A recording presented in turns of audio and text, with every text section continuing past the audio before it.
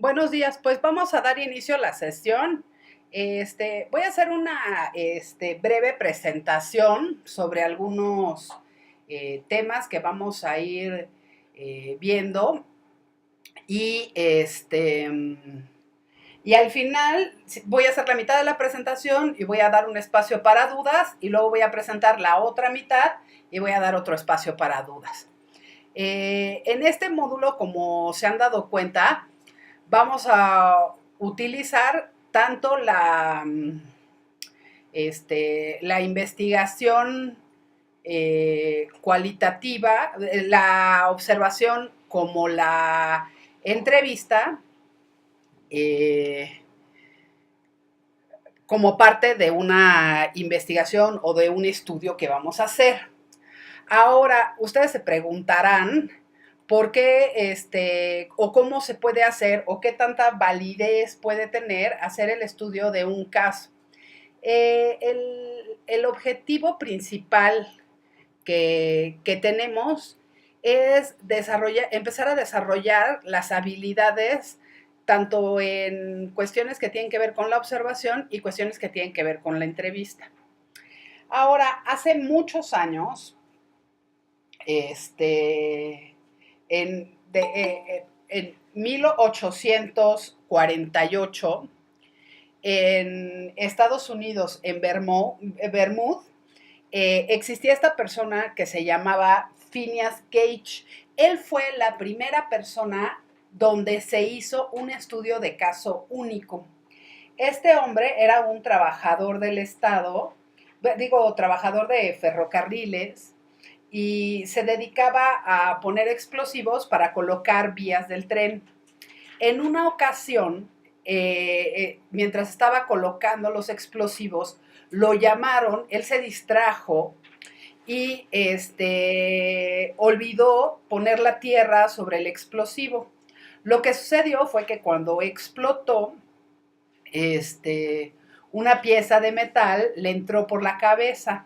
Y lo que sucedió fue que atravesó la cabeza desde la mejilla y salió por la frente, atravesándole el cerebro. En esa época se pensaba que en el cerebro estaban todas las funciones mentales dispersadas en todo el cerebro. Sin embargo, al día siguiente, él lo llevaron a emergencias y al día siguiente, en unas horas, él se despertó y tenía memoria, estaba perfectamente, recordaba lo que le había pasado, tenía todas sus funciones mentales claras. Sin embargo, lo que sí sucedió fue que al principio él era una persona agradable, amable, trabajador, etcétera. Y lo que sucedió fue que él empezó a ser un poco agresivo, tenso, etcétera. Este, a partir de allí se empezaron a hacer estudios de caso. Este caso lo publicaron en una revista y después no hicieron mucho caso y después lo volvieron a publicar en otra revista y así hasta que se empezó a hacer como mucho más estudios del cerebro. Ustedes van a decir, pero ¿por qué nos cuenta esto? Yo les cuento esto porque es muy importante tomar en cuenta que no es necesario hacer un estudio enorme con miles de personas para tener resultados. A veces hace falta tener esa capacidad para observar con claridad qué es lo que está sucediendo y en ese sentido ir teniendo un punto de vista sobre lo que va pasando sobre el fenómeno que estamos estudiando. Vamos a ver el día de hoy un poco acerca de la entrevista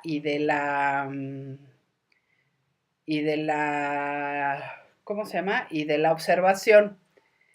Si tienen preguntas, me las hacen saber y con mucho gusto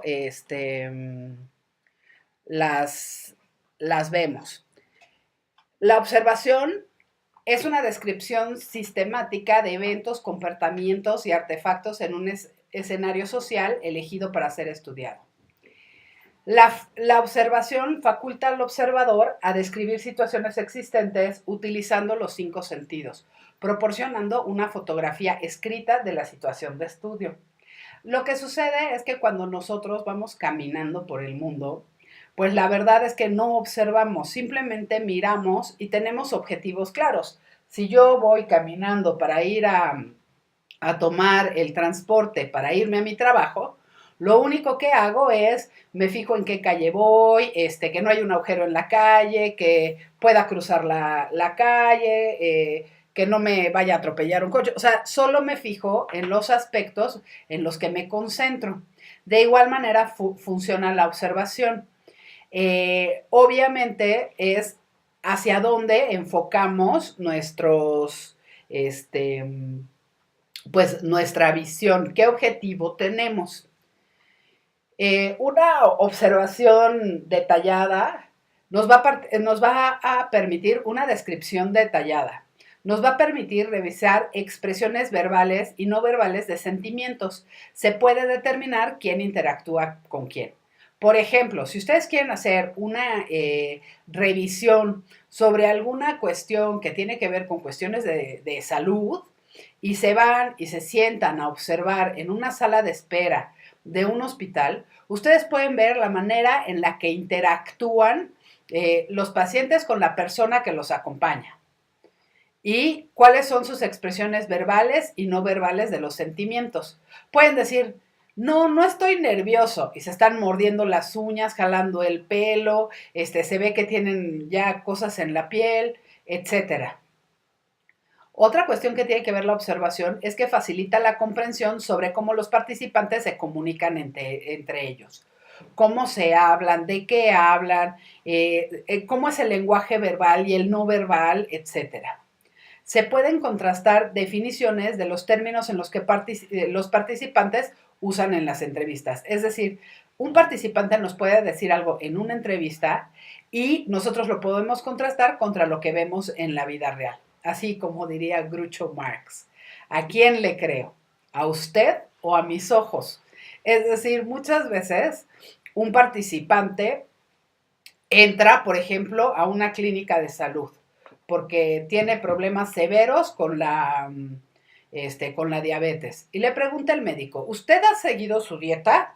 Sí, sí, claro. Yo he comido lo que usted me ha dicho. Y ha seguido y bla, bla, bla, ¿no? Y empieza a decir, sí, sí, sí, etcétera, etcétera.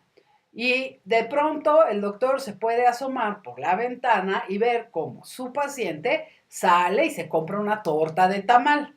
Entonces, claro, como les decía, ¿a quién le creo? Al que esté enfrente de mí, como decía Groucho Marx, ¿a quién le creo? ¿A usted o a mis ojos? Pues sí, pueden decir que sí hacen la dieta, sin embargo, uno puede observar lo que quieren o no pueden compartir verbalmente. Ahora, ¿qué técnicas existen para recordar detalles? Obviamente, si yo voy a observar algo, no voy a recordar todos los detalles. ¿Cómo le puedo hacer para recordar? Pues prestar atención, es decir, cómo me observo, cómo escucho, cómo me concentro, etcétera. Entonces, para eso es muy importante tener en cuenta que no podemos tener distracciones. Si yo voy a hacer una sesión de observación, tengo que tener cuidado de las distracciones. Entonces, si no voy a utilizar mi celular como un instrumento de recolección de información, es mejor tenerlo apagado. Si voy a utilizar el celular como un instrumento que me apoye y me facilite la observación, pues entonces sí lo puedo tener encendido. Siguiente, cambiar la lente de objetivo, es decir, yo puedo ir caminando y empezar a observar cómo se relacionan los participantes, pero lo que más me conviene es tener una visión amplia y luego enfocarme en pequeños escenarios y luego poner otra visión amplia y enfocarme en pequeños escenarios. Por ejemplo, si yo estoy en una sala de espera, como les decía, en una clínica de salud, puedo mirar a todos los que están en la sala de espera o me puedo enfocar en personas y en lo que están diciendo, en lo que están haciendo, etcétera. Ahora, si me quiero concentrar y retener en la memoria, tengo que buscar palabras clave. Por ejemplo, si yo estoy observando que la persona está hablando y de pronto hace una pausa y tiene alguna conducta, yo tengo que tener la capacidad de recordar esa frase o esa conducta. Para eso, lo que funciona muy bien es ay, perdón.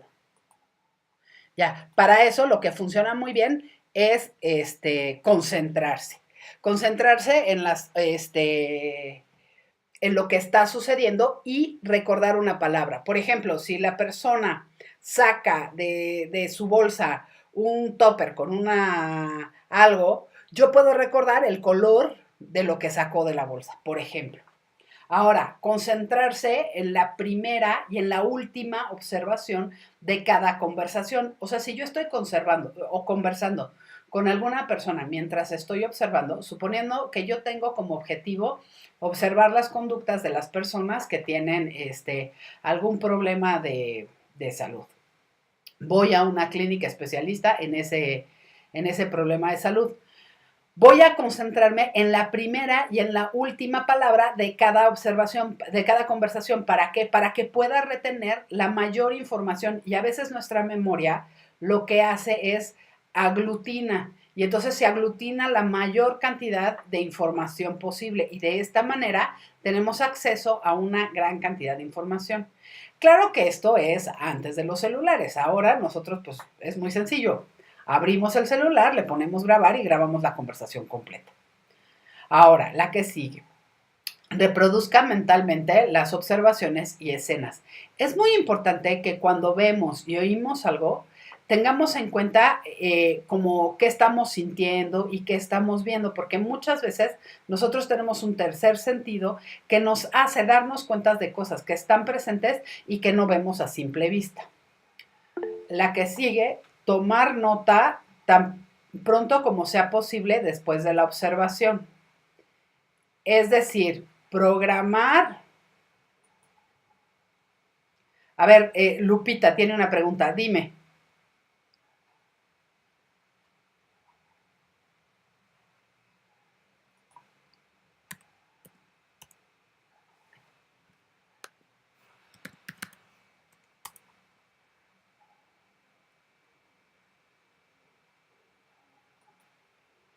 Lupita.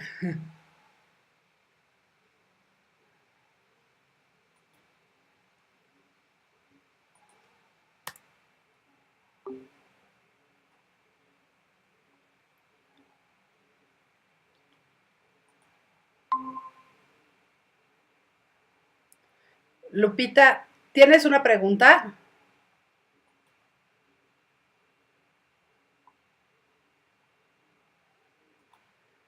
Lupita, ¿tienes una pregunta?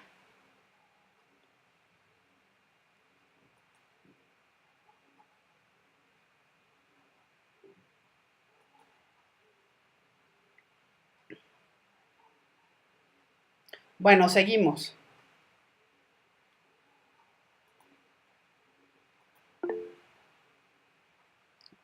Sí. Ah, Laitán.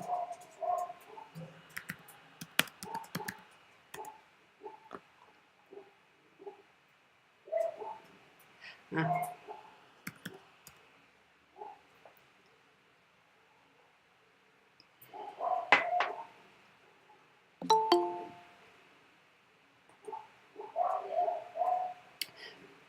Laitán, si quieres abre el micrófono y haz tu pregunta.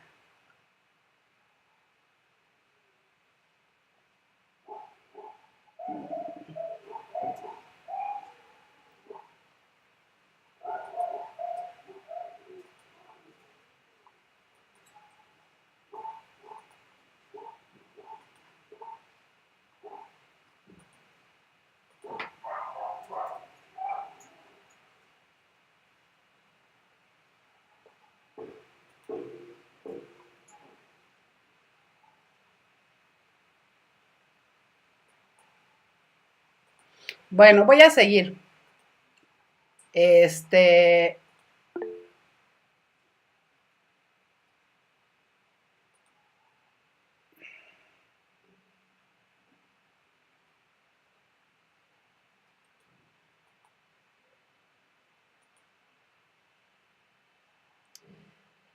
bueno, continuando. Es importante tomar notas tan pronto sea posible después de la observación. Es decir, pues como les decía, programar las observaciones y dejar un tiempo disponible para tomar notas de lo que estamos observando. Es muy importante dibujar un diagrama del escenario y trazar los movimientos en él. Es decir, un mapa de cómo se encuentra y la dinámica que tienen los personajes o las personas que están ahí. Bosquejar los acontecimientos y conversaciones específicos que tuvieron lugar en cada punto antes de tomar las notas de campo.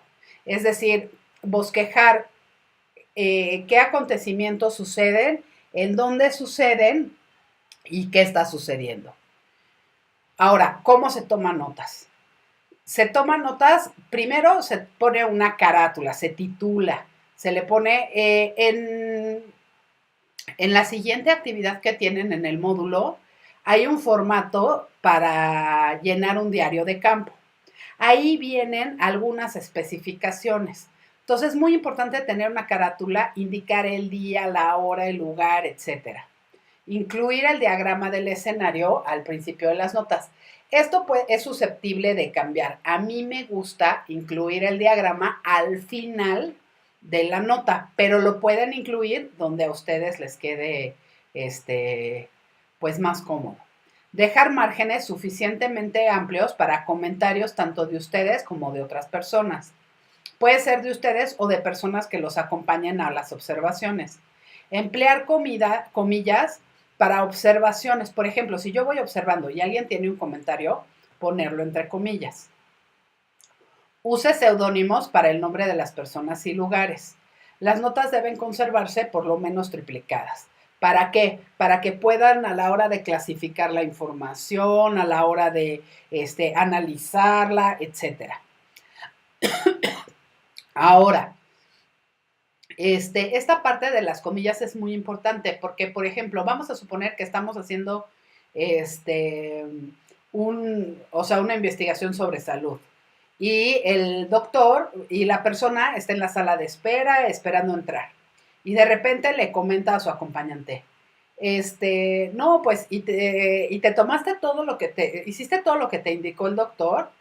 Y claro, la persona va a decir, el doctor es un exagerado. La verdad es que me recomendó 3 pastillas, pero yo nada más me tomé 2. Entonces, eso lo anotamos entre comillas. Y claro, cuando entra con el doctor, si nosotros podemos entrar, le pregunta el doctor, ¿se tomó las pastillas como le indiqué? Y va a contestar, claro que sí, pero nosotros ya vimos lo que contestó en la sala de espera.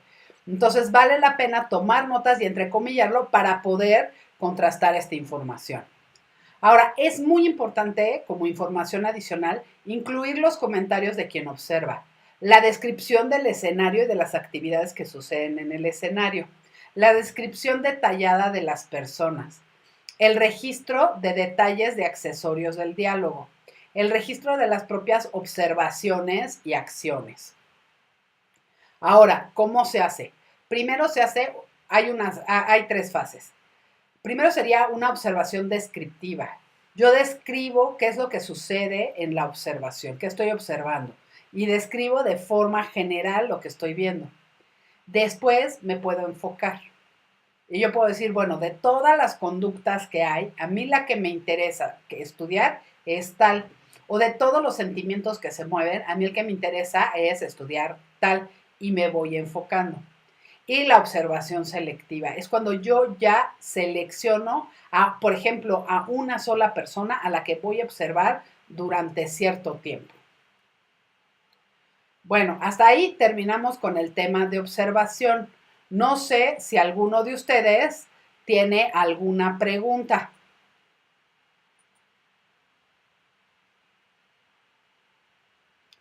Dice ahora sí Laitán, tengo una duda. ¿Las observaciones nos ayudará a tener idea de la conducta de una persona o nos puede ayudar a tener conclusiones directas? nosotros no podemos tener conclusión directa a menos que hayamos contrastado lo que estamos observando con o más sujetos o con alguna teoría. Por ejemplo, yo puedo observar que las personas, lo que les decía del medicamento, ¿no? Cómo una persona puede o no puede decir que sigue las instrucciones del médico. Pero a la hora que le comenta la de al lado, dice, ay, bueno, pues se me habrán olvidado una o dos o tres o las que sean, ¿no? Y entonces nosotros podemos empezar a leer e investigar de qué se trata, por ejemplo, la adherencia al tratamiento. Y entonces empezar a investigar sobre lo que estamos viendo. Es decir, por ejemplo, yo empiezo a buscar textos que hablen de adherencia al tratamiento y de qué se trata y etcétera, etcétera. Todo lo que es la adherencia terapéutica, cómo funciona, de qué se trata, qué consecuencias tiene. Y en eso, con eso ya puedo sustentar. Es decir, podemos llegar a pequeñas conclusiones, sin embargo, es importante que podamos incluir, pues más bien, una contraste con teorías que ya existen. ¿Alguien más tiene alguna pregunta con respecto al tema de la observación? Los sentimientos y percepciones son de lo que estamos observando. Por ejemplo, si yo entro a... Una vez, hace muchos años, yo hice una observación cuando yo trabajaba en la fundación del Centro Histórico en la Ciudad de México y estábamos haciendo como esta recuperación de espacios públicos. Ahí estábamos tratando de ver por qué había tantos problemas de adicción en la calle de San Jerónimo.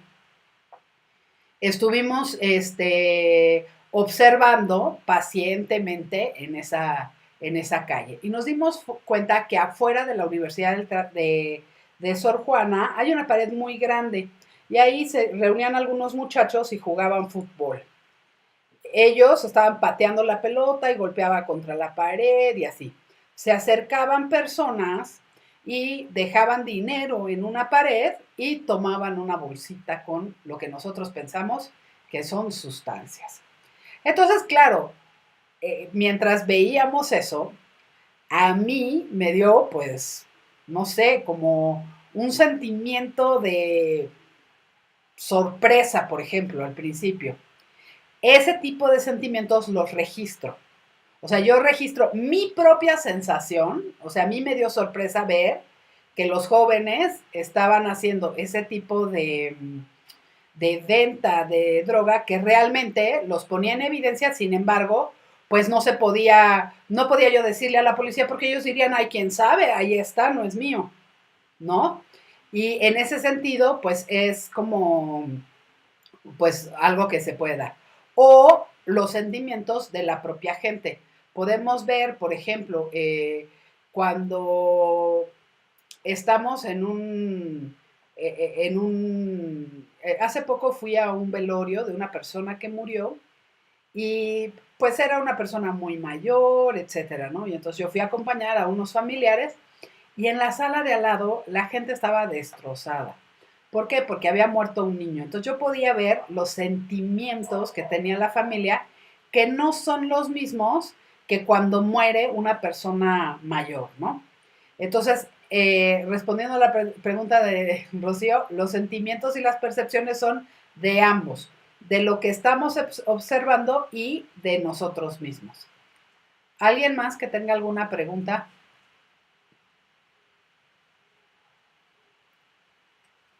¿No?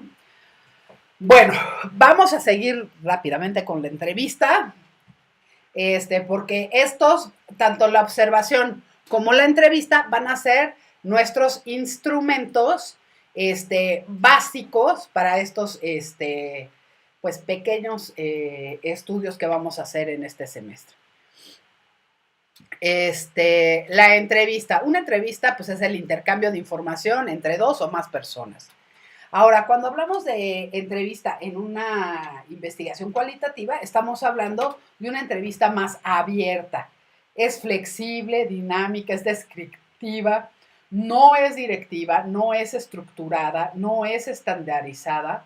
Es decir, sostiene un acercamiento cara a cara entre un investigador y un informante, y el objetivo es el entendimiento de la información que posee la persona sobre las situaciones de vida y o de experiencias. El propio investigador o la propia investigadora es el instrumento de la investigación. No lo es un protocolo o un formulario de una entrevista. Es muy importante tomar en cuenta que cuando hacemos una entrevista de profundidad, vamos a dejarla abierta y la misma información que nos den las personas vamos a ir incluyendo. Ahora, claro, como dicen algunos autores, la investigador la podemos hacer desde la no estructurada y más abierta, que sería el investigador como viajero, hasta la entrevista completamente estructurada, casi una encuesta, que sería el investigador como minero. Es decir, cuando viajamos vamos descubriendo el mundo, vamos abriendo camino y vamos descubriendo nuevos mundos. Y cuando estamos como minero, pues ya nada más vamos dando duro para ir desentramando la información que está ahí. ¿A quién entrevistamos? ¿Quiénes tienen la información relevante del tema que yo quiero estudiar? ¿Quiénes son más accesibles física y socialmente entre los informados? Es decir, ¿quién tiene la información pero es más accesible para mí? ¿Quiénes están dispuestos a informar entre los informados y los accesibles? Porque no siempre las personas están dispuestas a ser entrevistados. ¿Quiénes son los más capaces de comunicar la información con precisión entre los informados, los accesibles y los dispuestos? Ahora, ¿qué tipos de entrevista hay? Hay entrevistas sobre historias de vida. Una de las más famosas entrevistas de historia de vida es la que hicieron sobre Mario Pani. Otra persona que hace este tipo de entrevistas sobre historias de vida es Poniatowska. Ella ha hecho muchas entrevistas de historia de vida, bueno, no muchas, pero algunas, de personas muy importantes y ha escrito libros sobre los resultados de las entrevistas. Obviamente, cuando escribe un libro, no escribe, pues yo le pregunté y me dijo, sino lo hace hilando la historia, es decir, narra la historia de la persona en forma de texto, pues ya de corrido, ¿no? Otro segundo tipo de entrevista tiene la finalidad de aprender sobre hechos y acciones que no pueden ser conocidos de manera directa. Por ejemplo, si yo veo que las personas que tienen diabetes, por más que lo intentan, no pueden hacer una dieta, yo voy a entrevistar muy a fondo a las personas para saber qué es lo que evita que se adhiera al tratamiento, por qué no puede seguir las recomendaciones del médico aun cuando sabe qué es lo que requiere. Y la tercera sería aquella que se aplica a un número amplio de personas, es decir, proporciona una noción amplia sobre situaciones o sobre personas. Por ejemplo, si yo quisiera saber la situación de violencia que existe entre los estudiantes de la FES Iztacala, lanzaría una encuesta a todos los estudiantes y que la contestan el mayor número de posible. Y a partir de esto podría entrevistar a algunas personas. Pero una encuesta sería como una mejor opción que hacer una entrevista a profundidad con una o dos personas. Ahora, ¿cómo hacer una entrevista? Aquí les puse como un diagrama, ya no me dio tiempo pasarlo, pero aquí les pongo cómo viene. Es decir, uno escribe su tema o la pregunta de investigación. Palabras clave, conceptos, preguntas que les interesan. Después, analicen ideas, las agrupan, describimos el tipo de palabras, etc. Después, decidir qué categorías se va a explorar para incluirlas en la entrevista. decidir si se desarrolla un programa o guía de entrevista o si nos vamos así nada más. Y a partir de esto, ir haciendo la entrevista. Decidir cómo hacerlo, qué hacerlo, ir llevando, tal vez llevar un guión o no llevar un guión, llevar un programa de entrevista. Una entrevista no tiene que hacerse en una sola sesión. Cuando yo digo, es importante que hagan una entrevista, no quiere decir que sea una sola sesión. Pueden entrevistar a una misma persona 2, 3 o 4 veces. ¿Qué tipos de preguntas se hacen? Sobre la experiencia o el comportamiento, sobre la opinión y los sentimientos.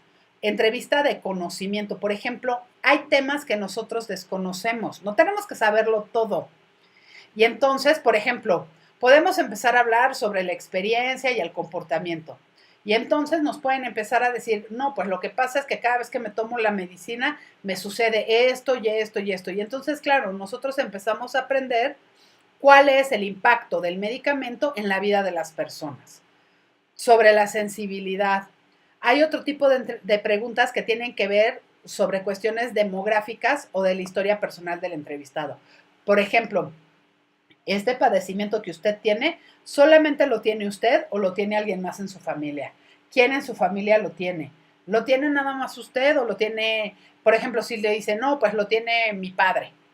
Bueno, es importante saber si la persona es hombre o es mujer. Si su padre lo pasó y él es hombre, pues a lo mejor se va pasando de hombre en generación. A lo mejor también lo tuvo el abuelo, a lo mejor también, ¿quién más en la familia lo ha heredado? Etcétera. Bueno, con eso llegamos al final de la presentación. Ahora quisiera saber si alguien más tiene alguna duda.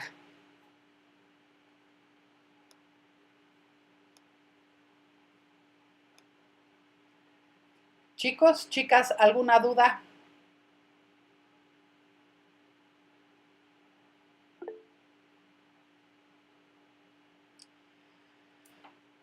Bueno, pues como dicen que no, voy a subir preguntan, por el momento solo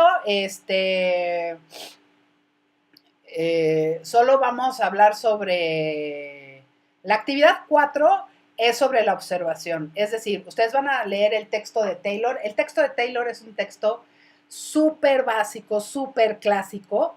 Vale la pena leerlo, es súper completo. En ese texto lo vamos a leer y van a sacar ideas sobre cómo observar y cómo hacer una observación participante. Dentro del tema que ustedes escogieron, solamente tienen que hacer una observación, porque preguntan si tienen un número determinado, solamente una.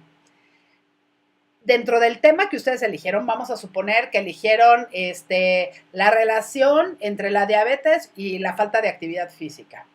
Podemos ir ¿cómo se llama? A una clínica donde sepamos que hay pacientes que tienen diabetes y observar a los pacientes. Observar, únicamente observar. O podemos salir a la calle y observar lo que hacen las personas normalmente. Es decir, yo puedo dar la vuelta a mi colonia a 3 cuadras y observar qué está haciendo la gente. ¿Quiénes comen en la calle? ¿Cómo comen? ¿Qué actividad realizan? Si caminan o no caminan, si cómo están caminando, qué están haciendo, cómo están platicando, etcétera. Es decir, van a tener que hacer únicamente una actividad. Ahora, pregunta alguien más, ¿en qué va a consistir la actividad de la entrevista? Después de que ensayemos sobre lo que es la observación y sobre lo que es la entrevista y hagan las actividades, ustedes van a diseñar como un protocolo de investigación donde incluyan la entrevista y la observación como técnicas para recolección de información. Y ahí pueden o no pueden utilizar la entrevista y la observación. Yo les sugiero que sí lo hagan para que ustedes se vayan volviendo expertos. Porque recuerden, para nosotros como psicólogos, la observación y la entrevista son 2 herramientas básicas. Es lo que nos va a dar la más cantidad de información sobre las personas. Y es muy importante irnos entrenando. Entonces, en la actividad de la entrevista lo que hay que hacer es leer el texto de Taylor sobre la entrevista, hacer un resumen, reflexionar sobre el tema y en caso de que decidan utilizar la entrevista y en caso de que decidan hacerlo, pues ir haciendo un guión. Si lo van a hacer muy abierto, o sea, demasiado abierto y que las personas les digan, entonces eso tiene que ser mucho más planeado y tendrían que hacer un guión viendo hacia dónde, qué tipo de información desean obtener. Si quieren hacer una entrevista semiestructurada, pues entonces podrán tener algunas preguntas. Ahora, preguntan, ¿en el estudio nos enfocaremos en una sola persona o tendremos un número determinado? Los estudios van a ser realizados en equipo, como han venido trabajando. En realidad, ustedes son bastantes, entonces pueden incluir que cada quien haga entrevistas con una persona o con dos o con tres, como ustedes quieran. Es decir, la muestra para el estudio la van a definir ustedes de acuerdo a sus intereses, a sus necesidades y a su capacidad. ¿Alguien más tiene alguna pregunta?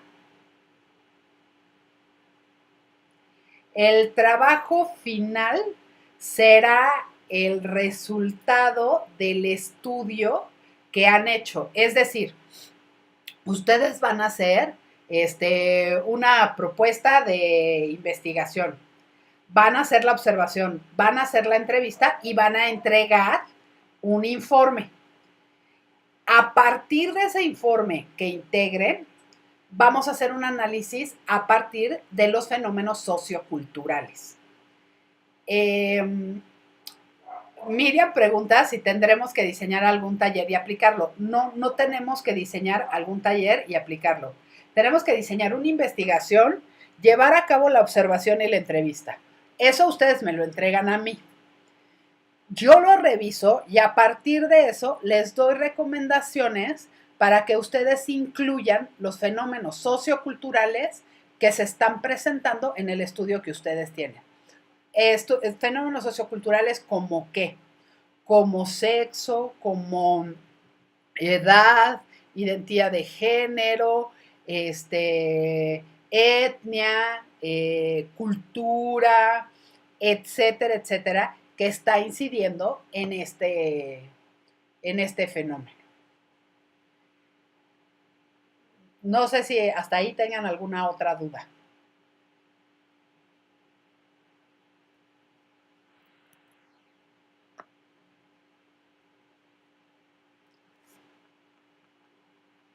Bueno, pues si no tienen más dudas, ya vamos cerrando la sesión.